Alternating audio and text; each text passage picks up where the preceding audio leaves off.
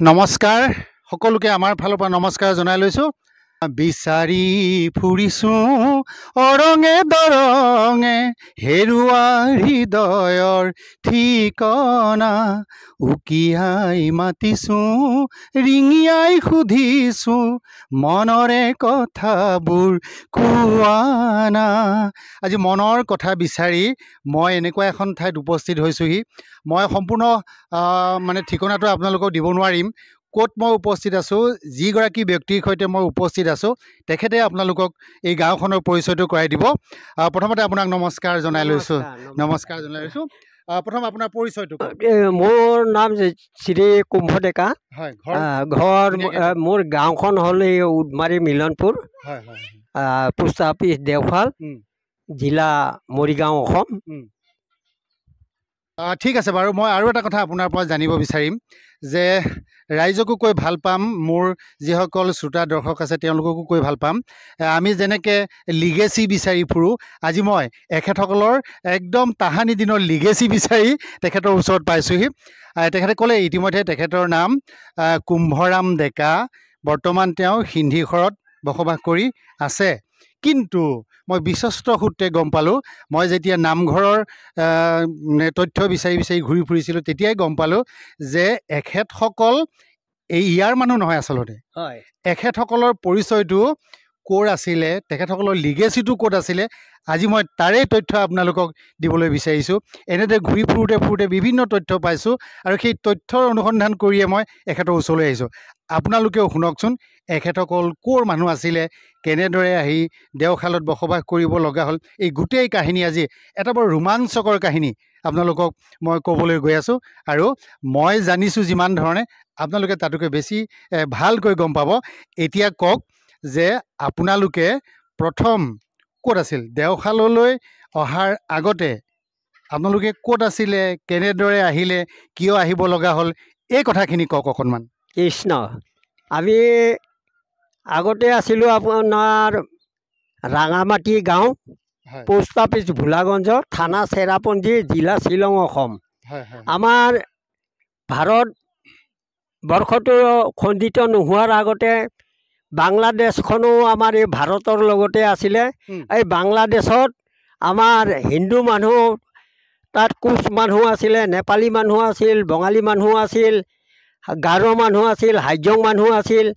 যেতিয়াই পাকিস্তান, পূৰ্ব পাকিস্তান বনালে তেতিয়াই সেইসকল লোক লাখে লাখে মানুহ আমাৰ এই বৰ্ডাৰেদি আহি আমাৰ গাঁও হৈ এই ভাৰতবৰ্ষত প্ৰৱেশ কৰিলে তথা অসমত প্ৰৱেশ কৰিলে। কিছুসকল আপোনাৰ কিবা পালেগৈ, এই কলিকতা পালেগৈ, আৰু কিছুসকল আমাৰ অসমীয়া মানুহখিনিয়ে অসমত স্থায়ী ল'লে। যাই হওক, আমি তেনেকুৱা বাংলাদেশৰ মানুহ নহয়। আমি আমাৰ ঘৰ হ'ল ৰাঙামাটি গাঁও, পোষ্ট অফিচটো ভোলাগঞ্জ, থানা চেৰাপুঞ্জী, জিলা শ্বিলং, অসম। বৰ অসমৰ মানুহ আছিলোঁ আমি। ঠিক আছে, আপুনি বৰ অসম বুলি কওঁতে মোৰ কথা এটা জানিব মন গৈছে। এই তাহানি বৰ অসমখন আমাৰ 7 ভনী আছিলে, হয়নে? তেতিয়াৰ দিনত আৰু এতিয়া কি দেখিছে আপুনি? এতিয়া আমাৰ অসমখনৰ যিটো সমস্যা, এতিয়া আমাৰ অসমখনক আমাৰ শিক্ষিত সমাজে, উঠি অহা যুৱচামে অসমখনক যদি ভালকৈ চাই মেলি বচাই ৰাখিবলৈ যত্ন নকৰে, তেতিয়াহ'লে সেই বাংলাদেশখন সেইদিনাখন বিভক্ত বাংলাদেশ হ'ল, পাকিস্তান হ'ল, এনেকুৱা হৈ আমাৰ অসমখনত হ'বলৈ মোৰ বোধেৰে বেছি দিন নালাগিব। সেয়ে আমাৰ অসমবাসীক, আমাৰ অসমীয়াখিনিৰ খিলঞ্জীয়া হিচাপে বসবাস কৰি স্বাধীন মুক্তভাৱে চলা ফুৰা কৰিবলৈ বিচৰাৰ কাৰণটোৱে ৰাইজে এতিয়া এইবিলাক বুজি পোৱা নাই। ৰাইজে এতিয়া বিচাৰি আছে এই চিয়াৰ তথা দল সংগঠন এনেকুৱা কৰি লৈ আমাৰ অসমখনক আগলৈ কি কৰিবলৈ ওলাইছে আমাৰ বুদ্ধিজীৱীসকলে, সেইটো লৈ আমি চিন্তিত হৈছোঁ। আমি সিদিনাখন তাহানিৰ যিটো হিন্দুসকলৰ দুৰৱস্থা হ'ল, সেই অৱস্থা যাতে আকৌ পুনৰাই আমাৰ অসমত নহয়, সেয়ে মই সদৌজন আমাৰ অসমবাসী গণ্য মান্য ব্যক্তিসকলক, বুদ্ধিজীৱীসকলক মোৰ ফালৰ পৰা মই অনুৰোধ জনাইছোঁ। ঠিক আছে বাৰু, ভাল লাগিছে আপোনাৰ সকলোৱে চিন্তা কৰিব লাগিব। এতিয়া মোক কওক, আপোনালোক যেতিয়া বৰ অসমৰ সেই যে চেৰাপুঞ্জী বা কি বুলি কৈছিলে আপুনি, ৰাঙামাটিত আছিলে, তাৰপৰা কেনেদৰে আহিছিল সেইখিনি কওকচোন আপুনি। তাত আমাৰ সা সম্পত্তি বহুত আছিলে। আমি মাটি বাৰী আমি খাচীয়াকৈ বিক্ৰী কৰি আহিলোঁ। তেনেকুৱা ধৰ্মৰ কোনো এটা আমাৰ কিবা হোৱা নাছিলে তাত। এতিয়া ইচ্ছাকৃতভাৱে আমি আমাৰ হিন্দুস্তানতে থকা মানুহ, অসমৰে মানুহ, বৰ অসমৰ মানুহ আছিলোঁ। জিলা শ্বিলং লিখিবলগীয়া হৈছিলোঁ। গতিকে অসমৰ ৰাজধানী শ্বিলং আছিলে। গতিকে সেইখিনি সময়ত কিমান চনত আহিছিলে মই তাৰ পৰা অহাটো আপোনাৰ এই 60 চনত আহিছোঁ। হয়, 60 প্ৰথম ক'ত আছিলে আহি লৈ অসমখনকে অলপমান বংশ পৰিয়ালবিলাক অলপমান সিঁচৰিত হৈ আছেতো। এয়া লখিমপুৰত আছে কিছুসকল আপোনাৰ কাকিত আছে, কিছুসকল আছে সোণপুৰাত আছে, কিছুসকল বৰবিলত আছে। এই এনেকৈ কৰি বংশ পৰিয়ালবিলাক 50 চনৰ আগতে কিছুসকলে আহি বসবাস কৰি ইয়াত ধৰ্মৰ সংকটত আহি বসবাস কৰি আছিলেহি। সেই বংশ পৰিয়ালসকলক বিচাৰি গৈছিলোঁ। কৃষ্ণ। আৰু তাৰপিছত আপুনি ক'ত থাকিলে? তাৰপিছত এই অসমখনৰ মই গৈ কিবা পালোঁগৈ, এয়া ধেমাজি পালোঁগৈ। ধেমাজি বৰদলনি বুলি গাঁও এখন আছে, এই কাকৈয়াল গাঁও। তাত বৰ্তমান এতিয়াও মোৰ ককাইদেউ আছে। বংশ পৰিয়াল প্ৰায় আছেই বুলি ধৰি লওক। তাতো ইফালে বৰ্ণিহাটত আছে, কাকিত আছে, আৰু এই বকলীয়াতো আছে। এনেকৈ বংশ পৰিয়ালবিলাক সিঁচৰিত হৈ আছে।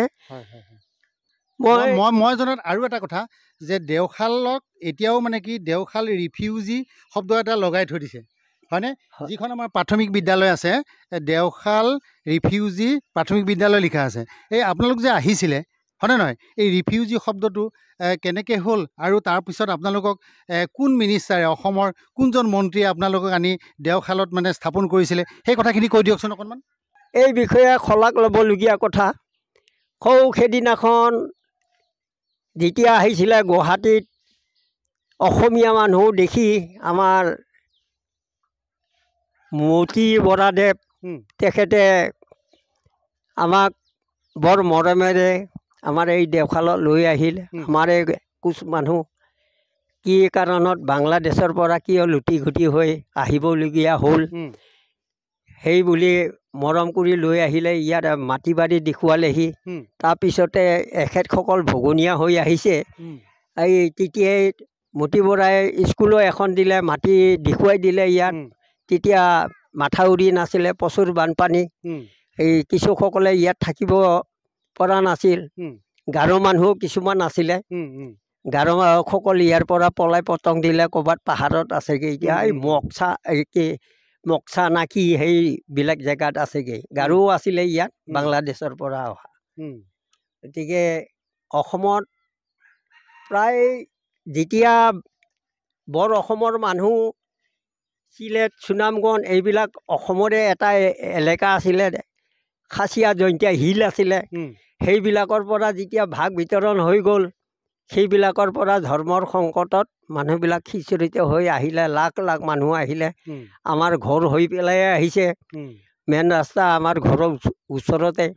তাত বহুত মানুহ মানে কিবাৰ দিনত, জহলালৰ দিনত বাছেৰে বহুতখিনি মানুহ আহিলে। আৰু সেই অহাৰ সময়খিনিতে প্ৰত্যেককে ৰিফিউজি কাৰ্ড দিয়া হৈছিলে। এই ৰিফিউজি কাৰ্ড লৈ সেই কাৰ্ডকেইখন পালে মতি বৰাই পাই লৈ এই আমাৰ স্কুলখন এই ৰিফিউজি নামে নামাকৰণ, দেওশাল ৰিফিউজি প্ৰাথমিক বিদ্যালয়। ঠিক আছে বাৰু, ভাল লাগিছে। আৰু এটা কথা মোৰ জানিব মন গৈছে, আপুনি অকণমান আগতে কৈছিলে কিছু কথা, যেতিয়া তথ্য বিচাৰিছিলোঁ, যে আপুনি যিখন গাঁৱৰ পৰা আহিছে তাত হেনো নামঘৰ আছিল। হয়, আছিলে, কওকচোন অকণমান। সেই নামঘৰ প্ৰভু মই মাজুলীলৈ যোৱা নাই, কিন্তু মোৰ এই তাহানিৰ কথাবিলাক 15-20-25টা খোল বাদক যেনেকুৱা নামঘৰত খোল বজায়, মাটিত বাগুৰি বজায়, আৰু খোলৰ নাচ, খোলৰ ঢেউ এটা লগাই নামঘৰত যেনেকুৱা এইটো খোল বাজনা বজায়, নামঘৰত যেনেকুৱা মানে এই সেৱা ভাগ থোকে থোক কল মানে এটা ঘৰ সজাই পেলাই ৰাখে, এইবিলাক মই অসমত ক'তো দেখি নাপালোঁ। তেনেকেই নামঘৰ এখন আছিলে, বৃহৎ নামঘৰ। ক'ত আছিলে? এইয়া ৰাঙামাটি। হয়, এতিয়া তেনেকুৱা নাথাকিব পাৰে। সূতাবিলাক প্ৰকাণ্ড প্ৰকাণ্ড সূতা, সৌ সিদিনাখনৰ মানুহে বনোৱা কথা। এই যদিহে আপুনি চাবলৈ যায়, 16 হাত, তেজাত 8 হাত, এতিয়া দাপৰত আহি কিমানখিনি হৈছে, নিজৰ হাতেৰে 3.5 হাত। গতিকে সৌ সিদিনাখনৰ আমাৰ জ্যেষ্ঠসকলে, পিতামহসকলে বনাই পেলাই যোৱা ডাঙৰ ডাঙৰ সূতাৰে নিৰ্মিত হৈ আছিলে। কিছু সূতা সাল সলনি কৰিবলৈ হ'লে সেইটো 4জন 5জন মানুহ, 10জন মানুহো নোৱাৰে। গতিকে সেইটো কেঞ্চেলে কৰিবলগীয়া হ'ল। এতিয়া কি অৱস্থাত আছে, ময়ো বহুত দিন হ'ল যোৱা নাই তালৈ।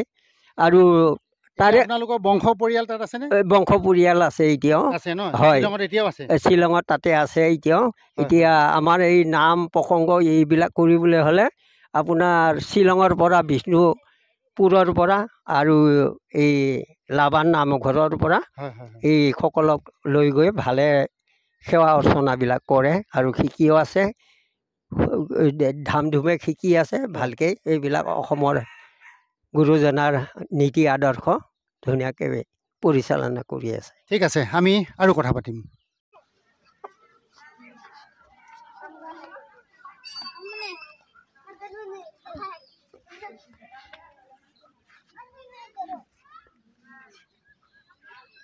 আপোনাৰ সৈতে বহুত কথাই পাতিলোঁ। এতিয়া আপোনাৰ ব্যক্তিগত কথা সুধোঁ। আপোনাৰ শিক্ষাগত অৰ্হতাখিনি কওকচোন অকণমান। আপুনি ক'ত পঢ়িলে, কেনেকৈ পঢ়িলে? পঢ়াৰ ক্ষেত্ৰত পঢ়া নাই বুলি ক'লেও ভাল হয়। তথাপিও বাৰু সৌ তাহানিৰ পঢ়াবিলাক সুকীয়া আছিলে। মই 2য় মানৰ চাৰ্টিফিকেট লৈ আহিলোঁ। আহি পঢ়া শুনাৰ মোৰ খুব হেঁপাহ আছিলে, কিন্তু পঢ়াৰ সুবিধা পোৱা নাছিলোঁ। আজি অ'ত কালি ত'ত এনেকৈ কৰোঁতে কৰোঁতে কাকিত মই 2য় মানত আমাৰ পুৰণা কাকি তপনপুৰ, তাত LP স্কুল এখনত নাম লগালোঁ। নাম লগাই মই তাত এবছৰটো পঢ়িলোঁ। তেতিয়াৰ সময়খিনি সুকীয়া পঢ়া শুনাবিলাক আছিল। মেপ চেপ আঁকিবলগীয়া হৈছিল, ক'ত কিয় বিখ্যাত, 2য় মানবিলাকৰ পৰাই সেইবিলাক প্ৰচলিত আছিলে। পিছে তাত মই ভালকৈ পাছ কৰিলোঁ। পাছ কৰি লৈ আকৌ মানে মোৰ অসুবিধা হোৱাৰ হেতুকে মই আকৌ বৰ্ণিহাটত আহিব পালোঁ। বৰ্ণিহাটত আহি এই আপোনাৰ আফ্ৰিকোলা প্ৰাথমিক LP স্কুলত পঢ়িলোঁ। তাত শিক্ষাগুৰু আছিলে মোৰ অনন্ত কলিতা। তেওঁৰ ঘৰ আছিলে হাজোত। তেওঁ মোক এনেকুৱা পঢ়া দেখি খুবেই ভাল পাইছিলে। মই তেতিয়া লিভিং পৰীক্ষা দিবলগীয়া হৈছিলোঁ কমাৰকুছিত। এই কমাৰকুছিত পৰীক্ষা দিছিলোঁ। মই ভালকেই পাছ কৰিছিলোঁ, 1st ডিভিজনত। 3 মাহ পঢ়িয়ে মই ফাইনেল পৰীক্ষা দিছিলোঁ। 1st ডিভিজন পাছ কৰাৰ মোক মানে ছাৰে কি কৰিছে, সেই মানুহৰ মাজত ৰিজাল্ট লোৱা দিনাখন দাঙি লৈ ঘূৰি ফুৰিছে। ইমানেই আনন্দিত হৈছিলে। তাৰপিছৰ পৰাই মানে ঘৰত এনেকেই অৱস্থা, ভাইটি ভণ্টি আছিলে, মা দেউতা আছিলে, সেইসকলক লালন পালন কৰাৰ হেতুকে অন্যান্য কাম সংস্থাপনৰ কাৰণে অ'ত মানে দিন হাজিৰা কাম বন কৰিবলগীয়া হৈছিল। এতিয়া পৰিয়াল কিমান আপোনাৰ? পৰিয়াল মোৰ এতিয়া এইয়া ছোৱালী 3জনী, ল'ৰা 1টি, বোৱাৰী এজনী আছে আৰু ধৰ্মিনীজনী আছে লগত। আচ্ছা, বাৰু মই আৰু এটা কথা জানো যে আপোনালোকৰ সেই তাৰ পৰা যিসকল মানুহ আহিছিলে আপোনালোকৰ বংশটোত, হয়নে? বা আপোনালোকৰ প্ৰথম কোনজন আহিছিলে? মই জনাত কোনোবা এজন প্ৰথম মৰল বুলি পেলাই মানুহ এজন আহিছিলে। মৰল বুলি তেওঁ আমাৰ এজন একদম ধনী মানুহ, সন্মানীয় মানুহ। সেই অঞ্চলত বহুতখিনি মাটি বাৰী থকাৰ কাৰণে তেওঁক ৰাইজে ভাল এটা পদবী কিবা দিছিলে, মৰল টাইটেলটো দিছিলে। সেইটো হ'ল এটা সন্মানীয় টাইটেল। তাৰ মা ফালৰ পৰা আকৌ এজন মোৰ আছিলে গাংবুঢ়া, তেওঁৰ নাম আছিলে ৰুম্ব মৰল। মৰল টাইটেল পাইছিল, কোচ মানুহ ৰুম্ব মৰল। তো দেউতাকৰ নাম আছিলে আপোনাৰ খনাই মৰল। অঁ, বহুত ডাঙৰ পদবীত থকা মানুহ আছিলে, মাটি বাৰীও ঢেৰ, 20জনলৈকে ঘৰত ময়ে দেখি পাইছোঁ, 20জনলৈকে হাল কোৰ মৰা মানুহ আছিলে।